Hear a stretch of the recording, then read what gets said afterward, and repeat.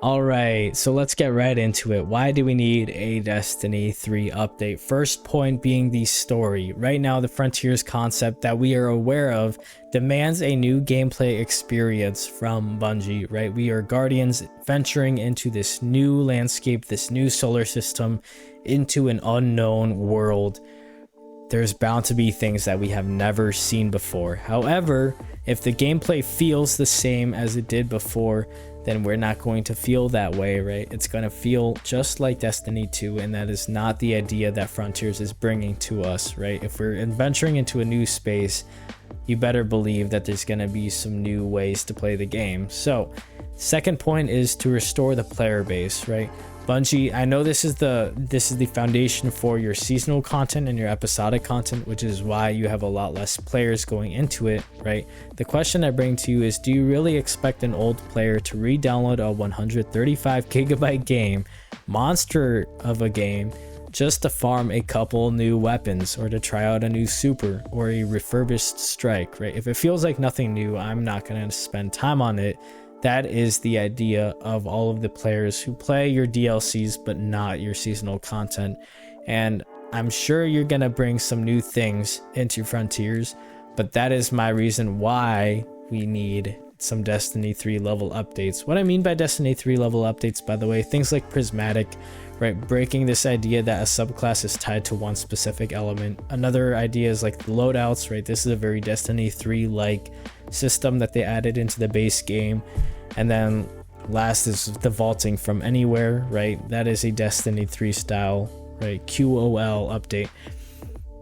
But moving on into the balance, right? So now we're getting into, right, instead of why we need the Destiny 3 update, now here are my thoughts as to what kind of Destiny 3 style updates I would like to see in Frontiers. First of all, just wanted to have a conversation about what I feel in terms of, right, quality content. So first of all, obviously everybody believes it's quality over quantity. However, when it comes to game developers and just developers in general, usually it means bugs, right? So quality meaning no bugs whatsoever, and then obviously quantity meaning, right, you're shipping product after product after product, but it has a lot of blemishes in it, right? What I'm talking about, and when it comes to this game specifically, quality does not mean bugless. I think quality means how fun is the activity, but also how replayable is it, right? Does this feel like an old activity? I think a good example of quantity content is this episode. Revenant came with 2 new game modes, right? Which is usually not what happens within a season. Usually it's like 1 new game mode, right? But Episode Revenant came with 2 new game modes, one being Onslaught Salvation and the other one being Contest of Elders. Onslaught Salvation is literally just refurbished Onslaught, OG Onslaught. Some people even think it's worse than OG Onslaught. I would agree with them. But because it's recycled content and it feels exactly like OG Onslaught, I don't feel like I need to play it any more than I already did, right? I've expended it enough just playing it 5 times. Now with Tomb of Elders, Contest of Elders, it looks like a new game mode, but ultimately it feels just like Battleground Echoes and all of the other Battlegrounds before it, and even Strikes to some level, right? Where you're moving from room to room, killing a bunch of enemies, right? Sure, there's some objectives within each room, but at the end of the day, you're just trying to get to the end and kill this final boss and loot the chest. That's it. Coil was different enough because they added this roguelike, right, style to it, but still, like, you have that same kind of gameplay focus, which is you're going from room to room and eventually you're going to find this big boss that you have to kill, and then when you kill them you get all the loot, right? So this didn't feel different enough. Contest of Elders didn't feel different enough to me to say that it was a fun experience and to get any sort of replayability out of it from me. I've played Contest of Elders only once. I played Tomb of Elders probably like 3 times total, so I didn't feel like I needed to play it again. Let's get some new content in there, some quality content like Coil, right? Something that feels different, feels more fun. Now now the next point is new content versus recycled content, right? generally new content is always better than recycled content. Like I was saying before, OG Onslaught was brand new, felt great, played it a bunch of times. Onslaught Salvation was recycled content, did not play that at all. I played it like 5 times total, that's it. My counterpoint to this is Crota's End and Root of Nightmares, right? Crota's End, but at least from the endgame community perspective, Crota's End was a much better raid. Root of Nightmares was very new, and my counter to this counterpoint is the fact that Root of Nightmares, even though it wasn't a very, I guess, it wasn't a difficult experience day one, and that's what kind of ruined the raid for a lot of endgame players, was the day one was so easy, right? But at the end of the day, Root of Nightmares still serves a purpose, and because it is a new raid, it's still fun to play with friends, and the fact that it's easier than all the other raids allows it to, right, it still serves this purpose of being the entry point for new raiders, right? If you have a friend who's never raided before, I think Root of Nightmares would be a great raid to take them through, because it's easier to understand the mechanics in that raid and to actually play it out, other than the planets encounter, which is a good encounter, but right, that Root of Nightmares still serves a purpose, and that's because it is new content that they can actually, right, make it fit its own kind of niche, right? And it found its own little niche of being that entry point for raiders. Now, Crota's End is still good. It's still recycled content, but Bungie did put the quality into this recycled content, right? They made it feel different enough from the old content. So that's more of my thoughts, my perspective when it comes to balancing, right, and bringing new content to the table. Now, in terms of actual balance, I have one rework for Prismatic. First of all, just a general note, can we get some more aspects, like some more aspect options? Maybe like 1 per element would be nice, so like a new solar aspect that we, not a new, but like just import new aspects from the other subclasses into the Prismatic kit. And then I would like to see less fragments, because right now Prismatic is very spammy. I would like to have more potent abilities rather than more often abilities, right? So take out half of our fragments. So give us only 3 fragment slots, but then give us an extra aspect slot. So it's going to be the only subclass to have 3 aspects. I think that would be balanced enough, given how you don't have, right, they're all different aspects from different elements. So, and the fact that you have much less fragments than the other subclasses, I think helps it out a lot, just to balance it out, right? So that would make Prismatic very much, right, a lot more flashy, a lot more fun, and yes, the abilities will be a lot more potent because of these aspects. So that's my thought there. Let me know if you agree with that rework. Next, moving on into subclasses and abilities. First of all, we need that red subclass, not just because we're expecting it after having seen a while back that quote-unquote leaked red subclass video that was, it was just a dev build, but just looking at these subclasses themselves, it's apparent that we need 1 more darkness subclass, right? We have 3 light subclasses, and with the cadence of Bungie releasing 1 new darkness subclass every other year, Frontiers is the perfect time to give us that 3rd new darkness subclass. I'm sure you can bake that very easily into Frontiers, right, with the idea that we're in a new space, so we're gonna explore the space and find this red subclass. It doesn't have to be red, it could be yellow. I don't know what color you want to make it, but that would be very nice if you could get that subclass. Next, we need more darkness supers and more darkness grenades and melees. Currently, right now, we have 2 to 3 light supers per subclass. We have 1 to 2 melees and about 7 to 8 grenades per light subclass. And the darkness subclass, we only have about 3. Well, yeah, we have exactly 3 grenades, 1 melee, and 1 super. So I think in order of importance, I would like to see 1 more super and then 1 more or a couple more new grenades per darkness subclass. So hopefully that's not too difficult. That would be very nice if we could get some more supers and some more grenades. And then the melees, it would be nice to get an extra melee, but I'm not, that's like at the bottom of the priority list for me in terms of these darkness subclasses. Now moving on into probably the biggest, right, the I guess the most content that I have for this video is the armor, weapons, and exotics, the gear, the actual gear, right? How do we change up the gear? How do we make these gear, right, more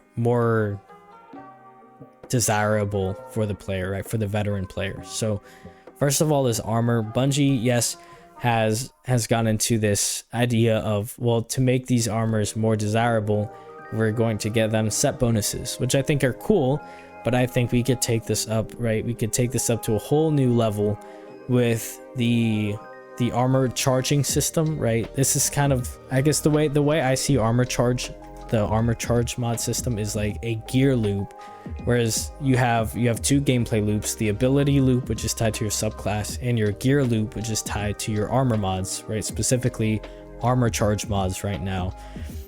Now, where I see this moving into, right, and where I see armor being more desirable and farmable, being in terms of the kinds of armor mods that you can slot into your armor being dispersed throughout different armor sets. So here's my thought, right? Using Warmind Souls and elemental wells as a good backbone, because Bungie already has those mods in the game, right? You add those mods back into the game, but only for specific armor pieces, right? So you have armor charges, Warmind Souls, and elemental wells. Those are 3 different gameplay loops that are tied to your gear, and you can scatter them across different kinds of gears. So for instance, say like, I don't know, the Worm Guard set would be Warmind Cell focused, right? And then the next set, like the Deep Explorer set, I think this is actually, we'll talk like the Righteous Hood set, I don't know, right, would be tied to a different like elemental wells, right? So if you want to farm for Warmind Cell gear, then you have to play a certain activity. But if you want to farm for elemental well modded gear, then you have to farm a different activity. And the way this works is essentially each mod, or all of the armor charge mods that we currently have in the game, so it's about 3 armor charge mods per armor piece, right? Those get replaced by whatever new gear you have. So say for the Warmind Cell gear, you get 3 mods on your arms and 3 mods on your helmets, and same, right, with everything like that. And those work the same way. Now, where this really gets crazy is with the raid and dungeon armor pieces, right? Take your mechanics from your raids. So a good example would be Deepstone Crypt, right? The main mechanic with Deepstone Crypt is these augments drop onto the floor, and when you pick it up, you have to go do something in order to progress through the encounter, right? Well, why don't we take these augments, provide them as boosts to your character in the main game? So instead of having a raid mod slot, right, you can just have the actual raid armor itself has a new kind of armor perks, which allows you to slot augment mods, right? So these augment mods allow you to spawn in at random different augments from Deepstone Crypt. So you can spawn in, if you get like 7 kills, you can spawn in the operator augment, and then every other 7 kills you can get like a scanner or suppressor, whatever, right, at random. If you pick up the operator augment, you get a 10% damage bonus for like 15 seconds. You pick up a scanner bonus, you get like 15% damage resistance for, right, 15 seconds. And then the suppressor gives you a movement boost for 15 seconds. But the cool thing would be if you could pick up all 3 of these within that 15-second timer, then it gives you an extra bonus of like, I don't know, it gives you a quarter of your super, something like that, something crazy, right? Something big. That would be a cool augment system that you could add into the armor, so that armor is more desirable. Another example is Garden of Salvation. This armor gives you mods that allow you to tether yourself to enemies or allies, right? And just some example for some mods that you could add is like, one mod allows you to give you and your ally constant overshield as long as you're tethered to an ally. So kind of like the Vexcalibur effect, but probably just a little bit nerfed, and that's happening as long as you're tethered to an ally. And then some other examples would be if you're tethered to an enemy, slowly scorches them over time, or it can like suppress them while you're tethered to them, things like that allow you, right, some pretty powerful benefits, but you have to be tethered to something, kind of like from the Garden of Salvation raid itself. Last but not least, with the armor is the Artifice mod slot. Currently it's cool, but it's nothing too potent, right? And that's how Bungie designed it, is for the endgame player. However, I think we can upgrade this a little bit more, right? Make it more desirable for the endgame player to farm out actual Artifice armor. My first idea is to give Artifice armor, right, the artifact boosts that are currently just coming from the tonics, right? Take those boosts and add them into the Artifice mod slot instead. So it doesn't matter what season or episode you're in, right? You're always going to have some sort of artifact. Well, now you can slot those boosts into your Artifice armor, and that would, right, I think that'd be a cool way to boost your artifact by having the Artifice armor, right? So the other idea is just take away the Artifice mod altogether, that slot, right? And then make the first mod slot of your actual gear mods, make it a green highlighted mod slot, that essentially whatever mod you slot into it gets half, right? It only takes up half of the energy that it says it does. So say there's a really powerful like 6 energy Warmind Cell mod. Well, if you slot that into your armor, it only costs 3 energy now. And then the other, yeah, so those are the 2 ideas with Artifice mod slots. Moving on to legendary weapons.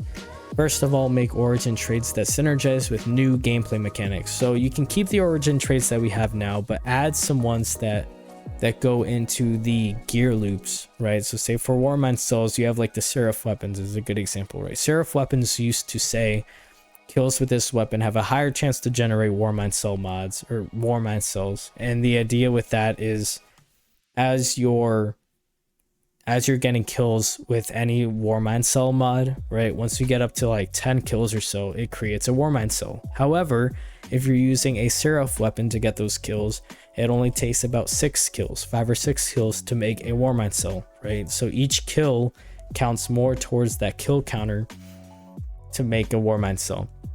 Add those for elemental wells, add that for the raid and dungeon weapons and armor as well. So like say Prosperity from the Deep Stone Crypt, right? Instead of taking 7 kills to make 1 augment, it only takes 4 kills, for instance, right? Next with the weapons is Adept mods. So you can keep the Adept mods, but I think in addition, right, all of the Adept weapons that you get within the game drop with 3 perks per slot, kind of like the shiny weapon variants, right? Make the Adepts kind of the same way, and they kind of already are because they have these shiny-ish skins already, right? So it would be nice to just give them the rest of the shiny treatment, which is give us 3 perks per column for the Adepts. You can keep the Adept mods if you want.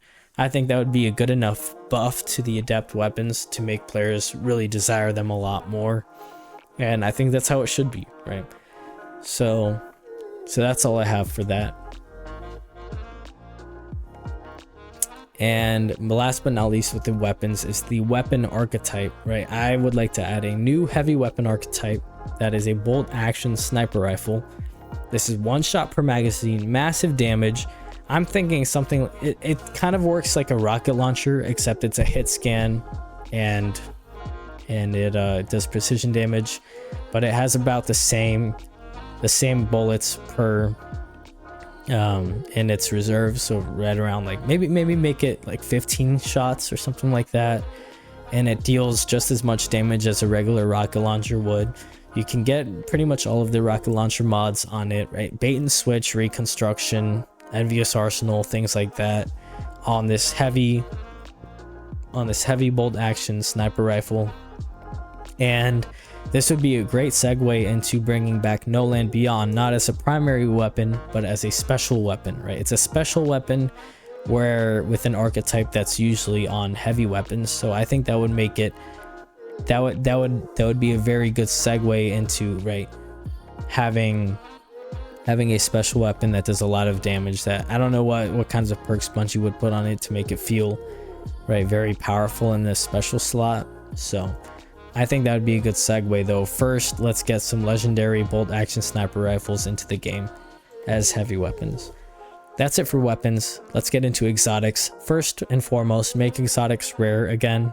I don't know when's the last time I got an exotic and I was really excited for it. I remember back in Destiny 1, I would get chills down my spine just by getting an exotic to drop in the main game, because exotics were so new and so powerful and so sought after.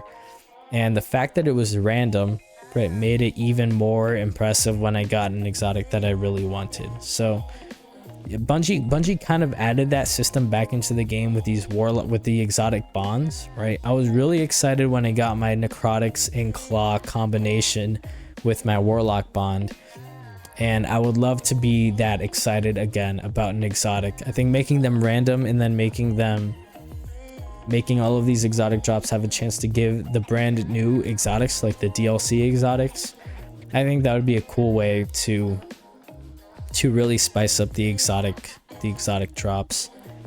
Next is make new weapons and armor that correlate with gear loops. So I have some examples here in terms of gear loops. My examples deal with the elemental wells. So my first exotic weapon is a darkness hand cannon that works kind of like hard light, where you can hold reload to switch, but this time it's between all the darkness elements, so stasis, strand, and the red subclass, or whatever Bungie decides to add, right?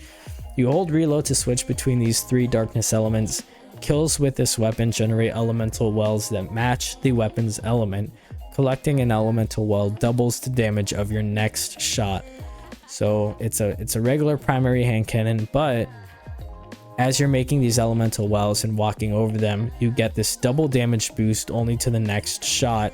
And if you play this into a bunch of different elemental well mods, you can get multiple elemental wells per kill, eventually starting to overflow that damage boost, but it only caps at your maximum mag count. So say it's like 13 shots in one magazine, you can only get 13 times of this double damage bonus. I think that'd be great, very powerful, but not super broken. Then my next example for exotic armor that correlates with gear loops is some exotic warlock boots that say elemental wells fly through the air and track towards the nearest guardian. If they hit an ally, you also gain the benefits. So the idea is all of your elemental wells no longer, right, like they all spawn on the floor, right, on the enemy where you killed. Well, now they'll actually fly in the air, kind of like currently in Episode Revenant we have the dark ether that you collect from those activities, right? The dark ether kind of flies towards you. That's kind of how these new elemental wells will work, and this would synergize very well with the exotic hand cannon that I just mentioned, because you no longer have to go hunting for these elemental wells to get your damage boost. They will come to you. They will also affect your allies too. So I think that's a very powerful exotic boots, and it provides a very powerful new way to play the game with your gear loop, with your elemental wells gear loop. Now another way to make these exotics that correlate with gear loops is getting exotics that tie your gear loops into your ability loops. So what I mean by that, just my example here, is some Titan arms that work a lot like Mothkeeper's Wraps on your hunter, right? Mothkeeper's Wraps takes your grenade and converts it into a cage full of moths, right?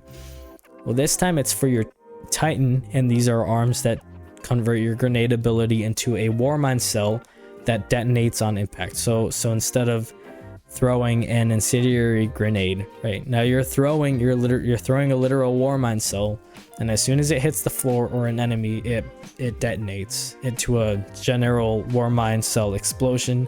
However, this Warmind cell can trigger your armor mods and can benefit from your armor mods as you develop this class. So I think that would be a cool upgrade. Next is a new prismatic exotic class item. So not new perks, but an actual new armor piece. And this class item is all about your subclass verbs. So on one column you have RNG choice between a bunch of light subclass verbs, And then on the right side column, or the second column, you have a choice between all of the dark element subclass verbs. Some examples are like volatile has bigger explosions.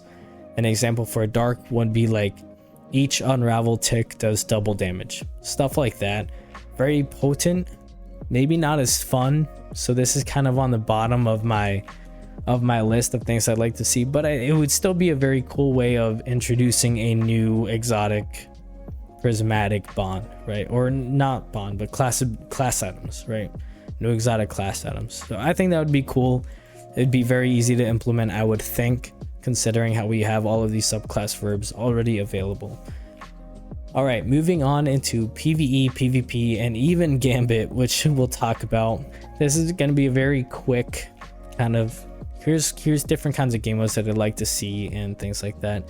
First of all, for PvE, let's unsunset all of our full campaigns, Bungie. It's time to bring those back, but make them as offline DLCs. So we don't need any loot from it. We would just like to play these old campaign missions, re-experience Destiny from old, and make them offline so we can still play with our friends if we want this peer-to-peer connection. But it's up to us as the gamer whether or not we want to spend 10 more gigabytes of our disk space to download, say, the Red War campaign, right? Or something like that. We can bring our friends along, we can play it together, but it's not going to impact your servers or anything like that because it's all offline. Don't know if this is possible. Maybe you're already looking into this, Bungie, but this would be a great way to add all of your sunset content back into the game. Next is a raid and dungeon checkpoint selector. Pretty self-explanatory. We have ways to get around the idea that we're not supposed to farm one specific encounter. It's just tedious and burdensome. So if you can please just add this checkpoint selector in, that would be great. Solve a lot of problems. Next is to make counterfeit OP again. So this is probably the hottest take I have yet.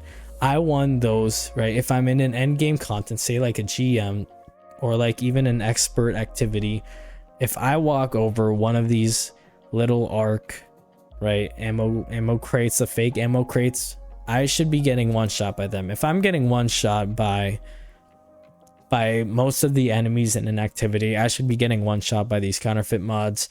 I remember going into Contest of Elders the one time that I did it, and I walked over one of these nerfed counterfeit boxes, and it didn't even take away half my shield. It took away like a third of my shield. Very, very anticlimactic.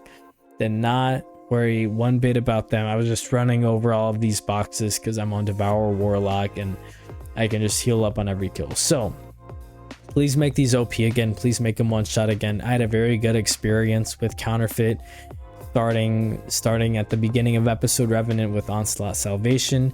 Yes, nerf them for the normal game modes, right?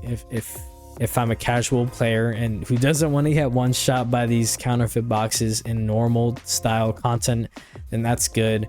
But for the end game player, it's all right to make these things one shot you. It's not bad at all, right? Like, it's just a different way for me to play the game and to approach these ammo crates. So it's another skill check, and that's something that I appreciated and I actually like really valued out of Onslaught Salvation, is that we have that skill check with this new counterfeit, right, selection. Yes, a lot of Titans are probably disappointed with it because when they get a melee kill, they can get insta-gibbed by the new counterfeit mods. I just think it's a skill issue. Sorry, all you Titans who got gibbed by a counterfeit ammo crate, but still, I think making them, making them OP again would be the better option there.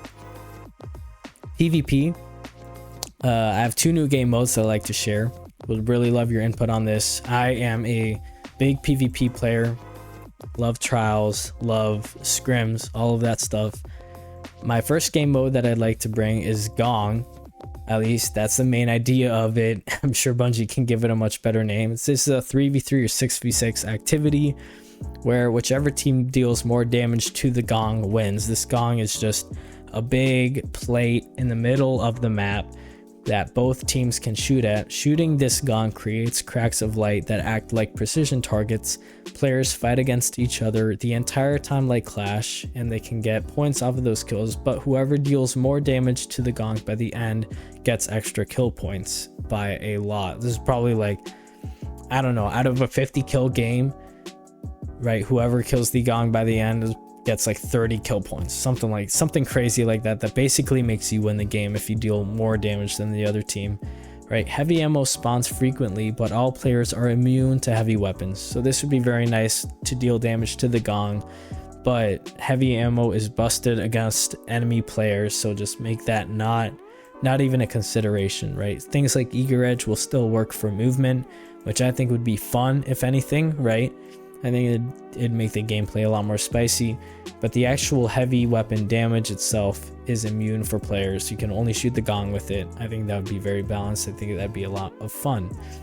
Now, my next game mode is a Battle Royale skirmish. Around 20 to 30 players, so not like this huge 100 player idea like Fortnite, right? But 20 to 30 players, and you can use the first encounter of Scourge of the Past as your map. So I think it's a pretty big map. It's big enough to fit 20 to 30 Guardians comfortably.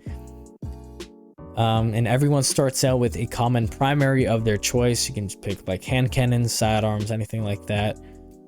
Once you drop down, you loot chests to find random weapons and ability charges. So you can pick your abilities, you can pick your subclass before you launch in, but you don't start with any of your abilities and they don't charge over time. You actually have to pick up these ability charges in order to charge your abilities. And then obviously you can have a bunch of any sort of random rolled legendary weapons dropping. You can even get some exotics if you're lucky enough.